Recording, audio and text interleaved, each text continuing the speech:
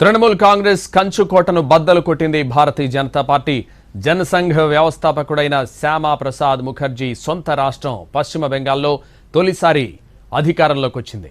Exit polls ను మించి అఖండ విజయం సాధించింది. 195 స్థానాలతో తిరుగులేని విజయం సాధించింది. ప్రధాని నరేంద్ర మోదీ బహిరంగ సభలకు పోటెత్తిన బెంగాల్ ప్రజలు ఓట్లతోనూ వీర తిలకం దిద్దారు.